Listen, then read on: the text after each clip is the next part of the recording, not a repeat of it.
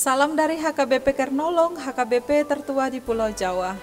Bapak Ibu Saudara yang terkasih, sebelum kita memasuki peraduan malam, marilah kita sejenak mendengarkan firman Tuhan. Mari kita berdoa. Terima kasih Tuhan atas kebaikan dan penyertaan-Mu bagi kami dalam satu hari ini. Kami boleh melakukan setiap pekerjaan tugas-tugas kami.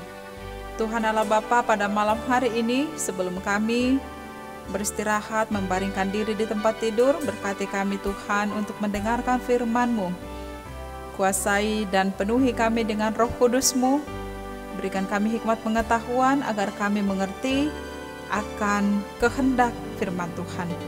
Dalam nama Tuhan Yesus kami berdoa dan bersyukur kepadamu.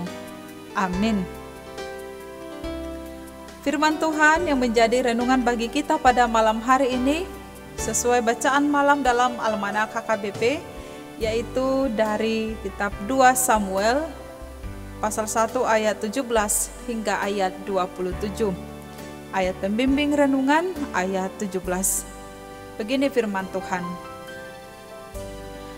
Daud menyanyikan nyanyian ratapan ini karena Saul dan Jonatan anaknya. Dan ia memberi perintah untuk mengajarkan nyanyian ini kepada Bani Yehuda.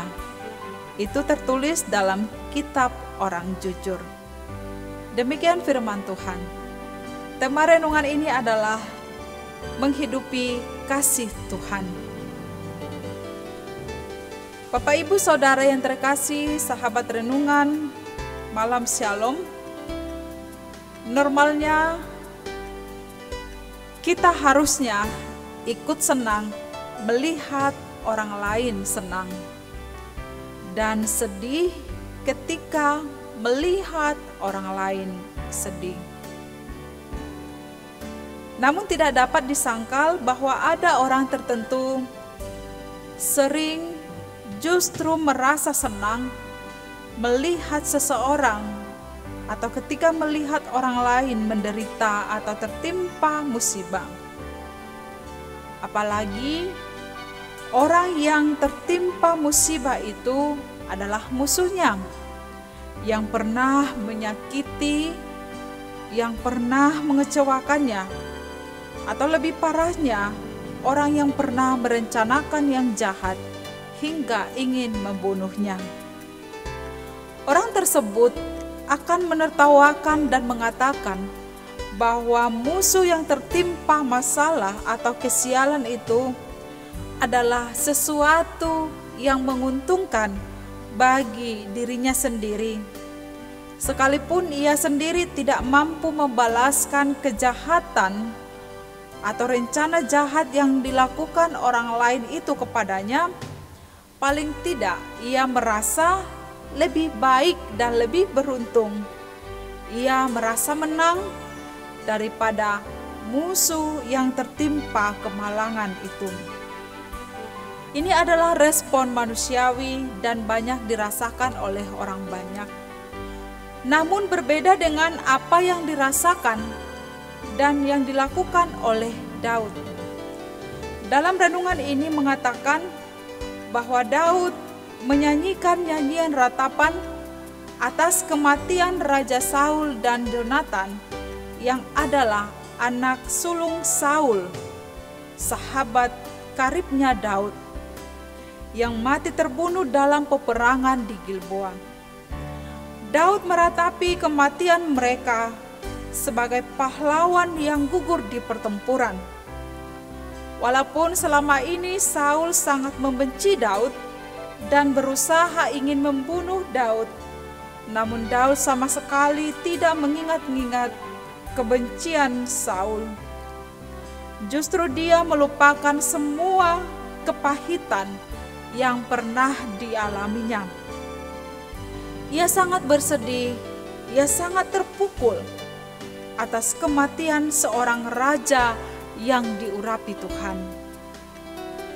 Daud di sini menunjukkan sikap empati atas kematian Saul dan kematian Jonatan. Dan Saul, kita tahu bahwa sebelum kematiannya, Sesungguhnya Daud punya kesempatan untuk membunuhnya jika ia mau balas dendam akan perbuatan Saul terhadap dirinya. Namun Daud tidak melakukan itu. Daud tidak membalas kejahatan Saul. Dan ia juga di sini tidak merasa bersuka cita jika kematian Saul adalah jalan yang juga kesempatan baik baginya untuk menjadi raja dan bebas dari pengejaran Saul.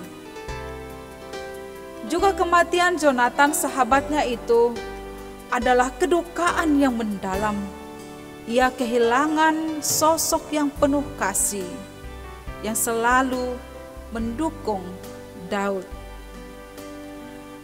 Dari sini Bapak Ibu Saudara sahabat Renungan Malam Shalom, kita dapat belajar tentang kebesaran kasih Daud.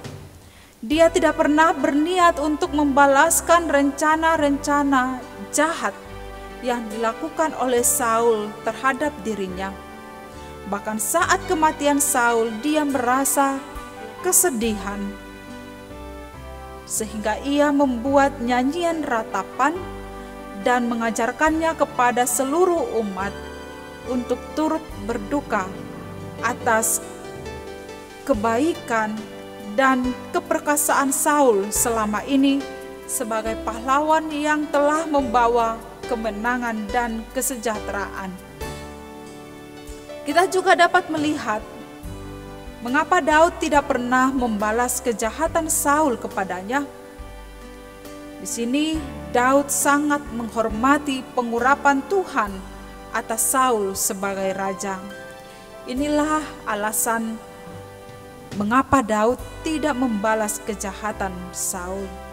Ia sangat menghormati.